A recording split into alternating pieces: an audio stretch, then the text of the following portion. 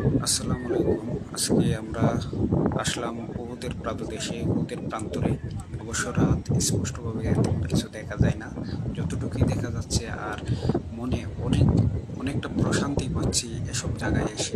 আল্লাহ এসব জায়গায় দেখার তৌফিক দান করেছে। এখানে এই উহুদের প্রান্তরে সংগঠিত হয়েছিল ইতিহাস বিখ্যাত উহুদের যুদ্ধ, যে যুদ্ধে মুসলমানরা প্রথম দিকে জয় হয়েছিল, বাট সামান্য কিছু ভুলের কারণে মুসলমানদের প্রায় 70 জন সাহাবী শহীদ হয়েছিল। সেই সাহাবীদের মধ্যে অন্তর্গত আছে আমাদের প্রিয় হযরত মুসা সাল্লাল্লাহু ইসলামের প্রিয় চাচা হযরত হামজা রাদিয়াল্লাহু তাআলা আনহু। এবং ওই যুদ্ধে আমাদের প্রিয় নবী সাল্লাল্লাহু আলাইহি ইসলামের দাঁত মোবারক ভেঙে গিয়েছিল, এবং তিনি এখানে একটা গর্ত আছে, ওই গর্ততে আশ্রয় নিয়েছিল। এই গর্ততে এখনই অনেক হাজি এরা আসলে বা উমরা করতে যারা আসে, এরা নফল নামাজ পড়ে। এই জায়গায় কবরস্থান আছে, যেখানে শায়িত আছে 70 জন সাহাবী হযরত হামজা রাদিয়াল্লাহু তাআলা আনহু।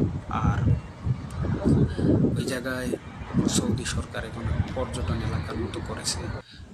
ওই জায়গাতে আসলে এই উহুদ পার্কে গিয়ে আমাদের প্রিয় নবী সাল্লাল্লাহু আলাইহি ওয়াসাল্লাম বলেছিল যে উহুদ আমাদের ভালোবাসে, আমরাও উহুদকে ভালোবাসি। এই জন্য এসব জায়গায় আসলে মনটাও শান্ত লাগে, মনটা প্রশান্তি হয়।